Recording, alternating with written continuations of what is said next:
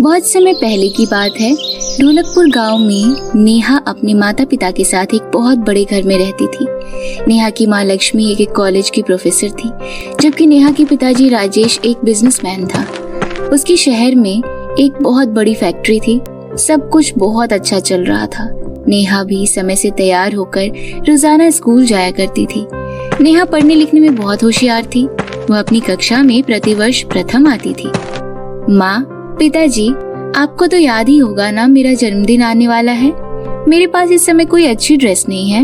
आज संडे है, आप दोनों की छुट्टी है। चलिए शॉपिंग करने चलते हैं।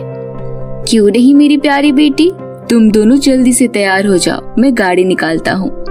इस तरह वे तीनों तैयार होकर नेहा के बर्थडे की शॉपिंग करने चले जाते हैं। नेहा अपने लिए शॉपिंग मॉल से एक बहुत सुंदर ड्रेस खरीदती है। सुरेश को भी अपने लिए अच्छे शूज पसंद आ जाते हैं। लक्ष्मी को ज्वेलरी का बहुत शौक था। मैं अपने लिए एक सुंदर सा नेकलेस ले लेती हूँ। इसी तरह तीनों खुशी खुशी शॉपिंग करके अपने कार से घर जा रहे होते हैं कि तभी रास्ते में अचानक से एक बहुत बड़े ट्रकों के सामने आ जाता है और उनकी गाड़ी का एक्सीडेंट हो जाता है। दुर्भाग्य से इतने बड़े कार एक्सीडेंट में नेहा के माता पिता की मौके पर ही मृत्यु हो जाती है और नेहा को छोटी मोटी चोट आती है। नेहा अपने माता पिता को इस हालत में देखकर अपने चाचा चाची को फोन करके बुला लेती है। नेहा के चाचा महेश बहुत ही दयालु और नरम स्वभाव के थे। वे तुरंत मौके पर पहुंच जाते हैं। देखिए चाचा जी, माँ पिताजी कुछ बोल नहीं रहे, लगता है इनकी तबीयत खराब है, आप प्लीज इन्हें हॉस्पिटल ले चलिए। हाँ बेटा, हम तुम्हारे माता पिता को कुछ नहीं होने देंगे। अभी तुम सबसे पहले हमारे साथ हॉस्पिटल चलो। इस तरह नेहा के चाचा चाची उसे अस्पताल में डॉक्टर को दिखाते हैं। डॉक्टर नेहा को कुछ दवाइयाँ देकर उसकी छुट्टी कर देते हैं। चाचा जी, माँ पिताजी कहाँ हैं? उन्हें भी अपने साथ ले चलिए, मुझे अभी मिलना है। नेहा बिटिया, हमें माफ कर दो, हम तुम्हारे माता पिता को नहीं बचा पाए। अब वह आसमान में एक तारा बन गए हैं और वहीं से तुम्हारे ऊपर नजर बनाए हुए हैं। तुम्हें चिंता करने की कोई जरूरत नहीं है। आज से तुम्हारी चाची तुम्हारी ध्यान रखेगी। तुम केवल अपनी पढ़ाई पर ध्यान दो ताकि तुम काबिल इंसान बन सको। नेहा अपने माता पिता की मृत्यु का सदमा झेल नहीं पाती और जोर जोर से रोने लगती है। नेहा के चाचा चाची उसे जैसे तैसे मनाकर अपने साथ घर ले जाते हैं। नेहा की चाची सुनैना एक बहुत ही जालिम और खड़ूस औरत थी। वो शुरू में तो नेहा का बहुत ध्यान रखती थी और अपने बेटे सूरज की तरह ही उसे पालती है। परंतु जैसे जैसे दिन निकल रहे थे, सुनैना का व्यवहार नेहा के लिए बदल रहा था। और एक दिन जब महेश अपने बड़े भाई राजेश की फैक्ट्री संभालने के लिए वापस शहर चला जाता है, तो सुनैना नेहा पर अत्याचार करना शुरू कर देती है। सुन नेहा की बच्ची, बहुत दिन हो गए तुझे मुफ्त की रोटी तोड़ते तोड़ते। इतने दिनों से मेरे घर का खा रही है, तुझे एक भी दिन शर्म नहीं आई कि मेरे साथ घर में कुछ काम करवा ले? तेरे चाचा जी ने तो तुझे सर पर चढ़ा रखा है, परंतु अब वे शहर चले गए हैं। आज से तुझे घर के सभी काम करने होंगे। सुबह जल्दी उठकर पूरे घर का झाड़ू पोछा करना होगा और उसके बाद मेरे बेटे सूरज के लिए नाश्ता भी तैयार करना होगा, समझी? चाची जी, ये आप क्या बोल रही हैं? मुझे तो खाना बनाना आता ही नहीं है। आपके कहे अनुसार मैं झाड़ू पोछा कर दिया करूंगी, नाश्ता आप तैयार कर लेना। मुझे हुक्म दे रही है? रुक, अभी बताती हूँ तुझे।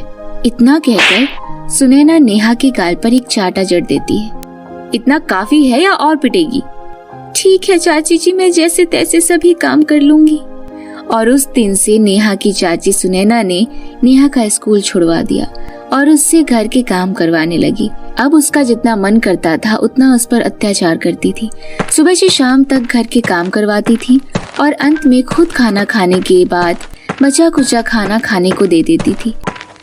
सुनैना नेहा को अपने बेटे सूरज के फटे पुराने कपड़े ही पहनने को देती थी।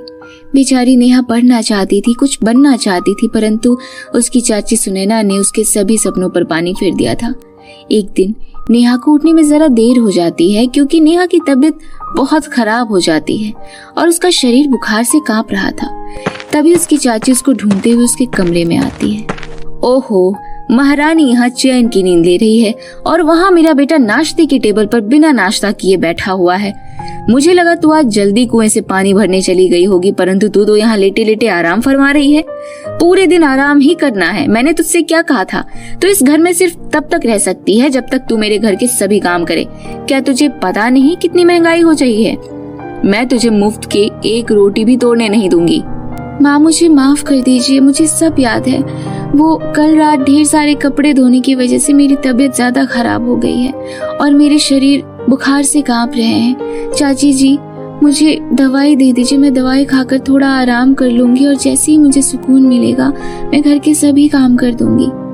अच्छा, तो महारानी बुखार का बहाना मार रही है। मुझे तो तू भली चंगी नजर आ रही है। मैं तेरे झांसे में आने वाली नहीं हूँ। जल्दी से घर का काम कर दे और उसके बाद मेरे बेटे के लिए नाश्ता तैयार कर दे। मेरा बेटा स्कूल जाने के लिए लेट हो रहा है। अगर उसकी एक भी क्लास मिस हुई तो तुझे मैं छोड़ने वाली नहीं हूँ। तूने अगर जरा भी लेट किया तो मैं तुझे मार मार कर तेरी खाल उधेड़ दूंगी और तुझे धक्के मार कर यहाँ से बाहर निकाल दूंगी, क्योंकि तेरे चाचा जी तो घर पर है नहीं, जो हमेशा तेरी तरफदारी करते रहते हैं। समझ रही है ना तू? जी चाची जी, मैं सब समझ गई हूँ। आप मुझे घर से मत निकालिएगा। माँ पिताजी के बाद आप ही तो हैं जिन्होंने मुझे इतने सालों तक पाला है। अगर आप भी मुझे घर से निकाल देंगे तो मैं कहाँ जाऊंगी? आप जैसा कहते हैं मैं वैसा ही करूंगी। ठीक है, जब तक तुझे तेरी औकात याद दिलाई जाए तब तक तो लाइन पर नहीं आती है। अगले 1 घंटे में सभी काम हो जाना चाहिए, समझी?